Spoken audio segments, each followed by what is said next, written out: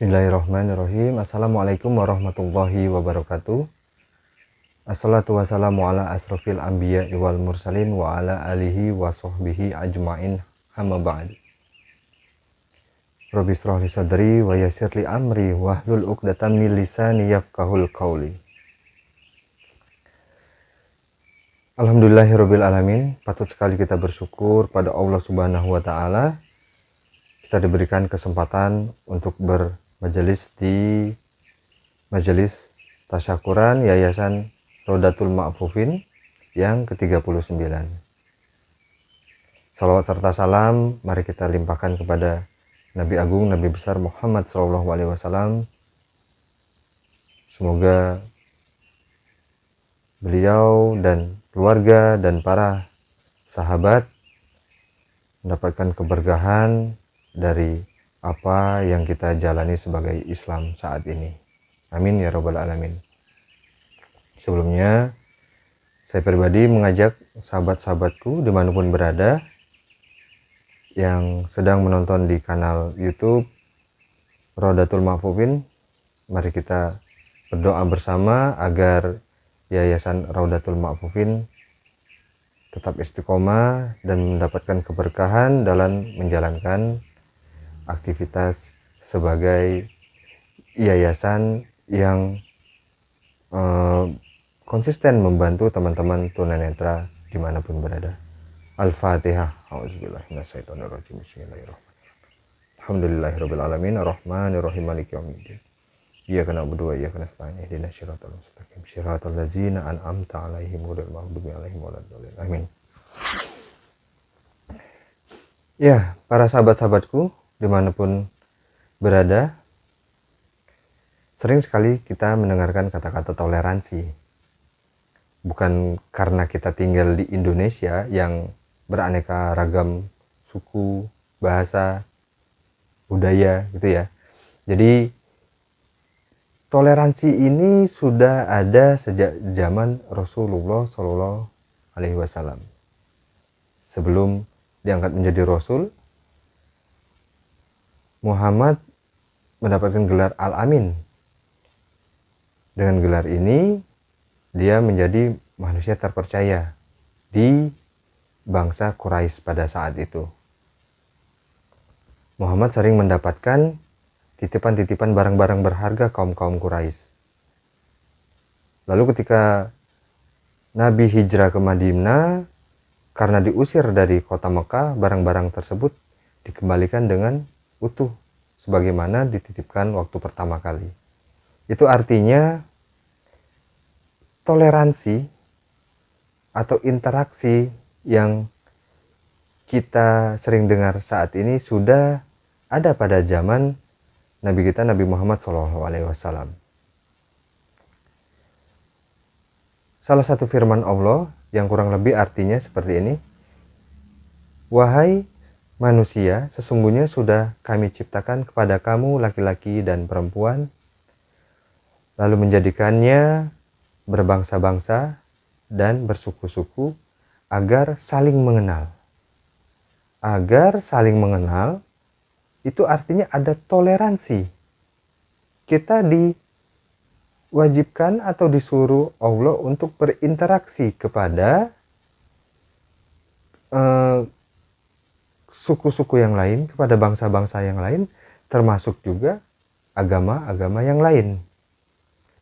Itu artinya kita tidak boleh menutup diri sebagai orang muslim, menutup diri bahkan memusuhi, apalagi mengkafir-kafirkan orang yang belum memeluk agama Islam.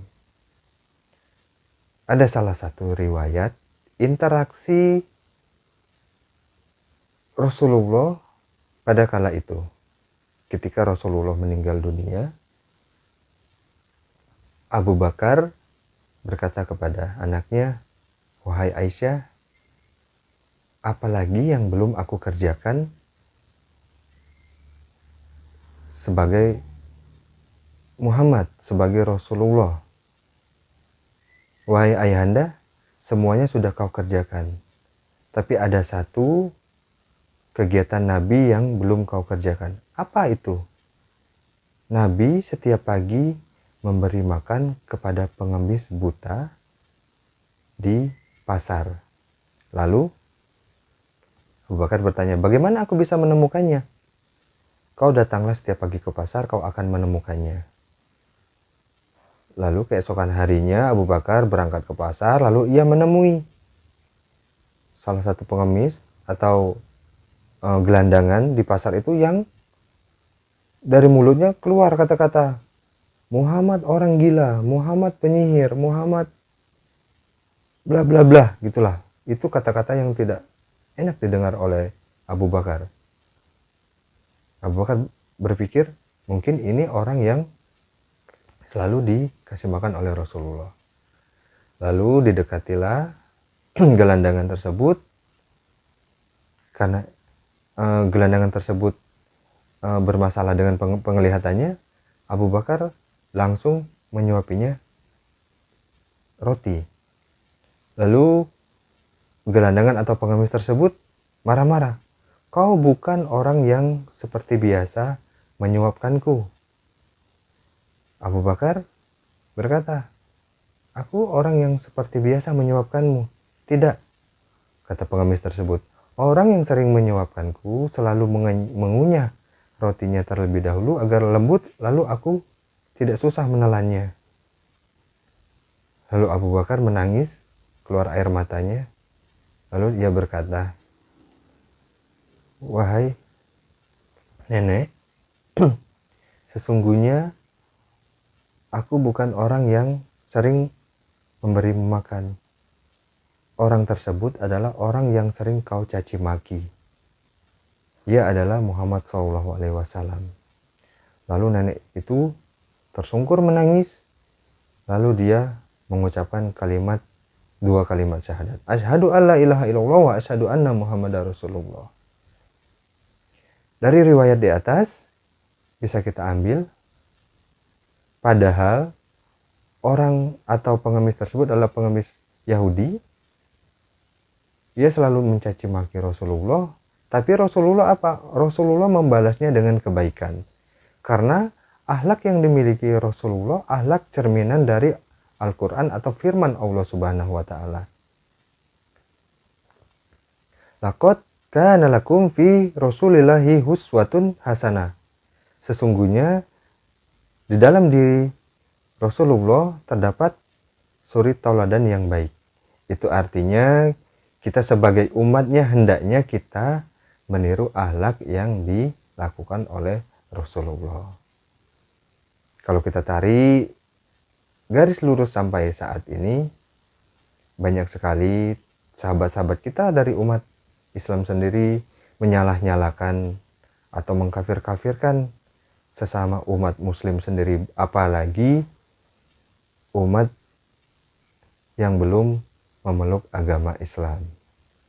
Mari kita contoh akhlak yang dilakukan oleh Rasul kita. Kita tidak perlu memaksa, kita tidak perlu menentang, apalagi menyalah-nyalakan. Cukup kita berakhlak yang baik, kita tunjukkan kalau Islam itu adalah Islam negara, maksudnya agama yang cinta damai, agama yang sejahtera. Percuma kita bilang assalamualaikum, sejahtera atas kamu, tapi kita tidak mensejahterakan, tapi kita masih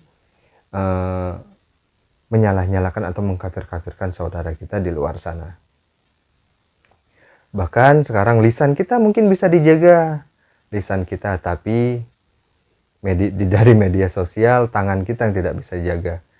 Kan ada pepatah dulu, mulutmu harimaumu, tapi kalau sekarang jempolmu adalah cakarmu.